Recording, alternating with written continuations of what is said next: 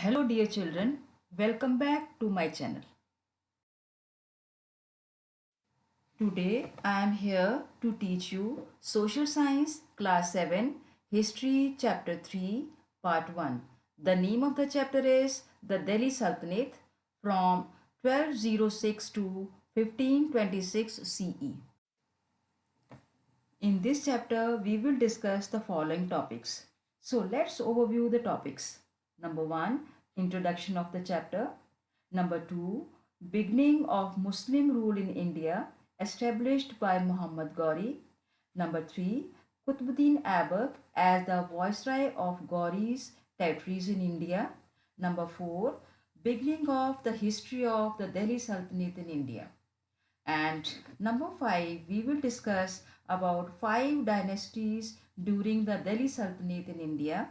Number 1, the slave dynasty. Number 2, the Khiljis. Number 3, the Tughlaqs. Number 4, the Sayyids. And the last, number 5, the Lodhis. Children, to understand this chapter 3, let's recapitulate the previous chapter 2, New Kings and Kingdoms. In that chapter, we have read that Muhammad Ghori was the governor of the province of Ghazni in Afghanistan in 1173 CE. Muhammad Ghori defeated Prithviraj Chauhan of Delhi in the Second Battle of Tarain in 1192 CE. This battle is believed to be a turning point in the history of India. Thus, this victory of Muhammad Ghori established the beginning of Muslim rule in India. Children, do you know why Muhammad Ghori wanted to conquer Indian territory around Delhi? Because Delhi was newly made important city at that time, only in the 12th century. It was under Tomar Rajputs and Chauhans that Delhi became an important commercial center. Commercial means business center. Many rich Jain merchants lived in the city of Delhi. Coins minted here, minted means made here, were called Delhiwal, had a wide circulation over the vast areas of subcontinent. But who helped Gauri in this victory over Delhi? In the Second Battle of Tarain, Gauri was helped by his general Qutbuddin Aibak. After winning, Muhammad Gauri appointed Aibak as the viceroy of his conquered Indian territories, and Gauri went back to his own country. Muhammad Ghori died in 1206 CE, but he left behind no descendants. Descendants means successor or Uttradhikari to take care of his Indian territories. So his viceroys declared themselves independent rulers of the regions they governed. Thus, Qutbuddin Aibak claimed the Indian territories, which included Punjab, Sindh, the Indo-Gangetic Plains, and present-day Bihar and Bengal. And thus he became the ruler with his capital at Delhi. Children, take a look at the given map of Delhi. This map tells us about the selected sultanate, the cities of Delhi during 13th and 14th centuries. For example, Delhi-e-Kuna, Siri and Jahanpana. In this way, with the accession of Qutbuddin Aibak, accession means to attain power to the throne of Delhi begins in the history of Delhi Sultanate in India. Thus, the transformation of Delhi that controlled vast areas of the subcontinent started with the foundation of the Delhi Sultanate of India in the beginning of the 13th century. It lasted for 300 years from 1206 to 1526 CE. The rulers during this period called themselves sultans, Hence, their rule is known as the Delhi Sultanate. After recapitulation of the previous chapter 2, Kings and Kingdoms, now let's begin the Delhi Sultanate from 1206 to 1526 CE. From 1206 to 1526 CE, five dynasties ruled over northern India during the reign of the Delhi Sultans.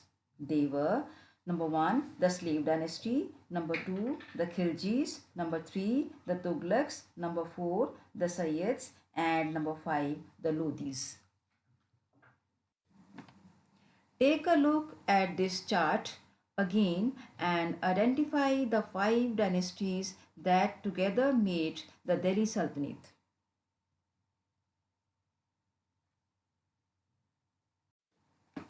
Now, let's discuss the first dynasty of the Delhi Sultanate during the reign of the Delhi Sultans, the Slave dynasty.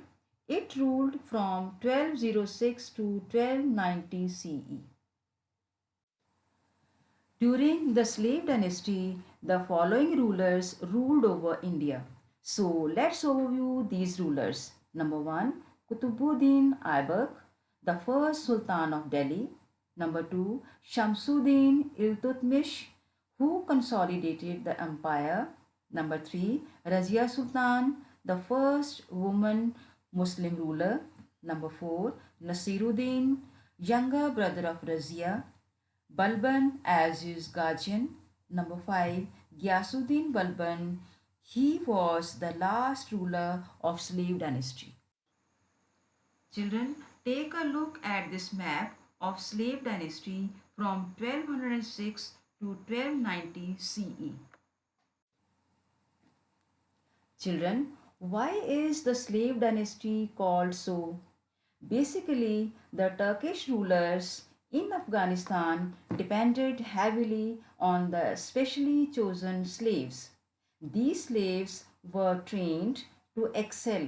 Excel means do better or excellently in both military spheres and intellectual spheres. These slaves often rose up to become rulers of their land. Qutbuddin Aibak was originally a slave. Therefore, the dynasty established by him is known as the slave dynasty, and the rulers were known as the Mamluk Sultans of Delhi.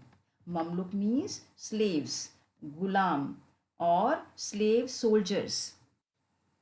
Now, let's talk more about the first ruler of the slave dynasty of the Delhi Sultanate, Qutbuddin Aibak, 1206 to 1210 CE. Qutbuddin Aibak was originally a slave and a native of Turkestan. He was a trusted general of Muhammad Ghori. He helped Ghori in winning the Second Battle of the Rhine to capture Kannauj, Bihar, and Bengal. As we have discussed earlier, Ghori appointed Aibak as the viceroy of his Indian conquests and went back to his country. But when Ghori died in 1206 CE, Aibak made himself the ruler of these Indian territories. Thus, he became the first Sultan of Delhi.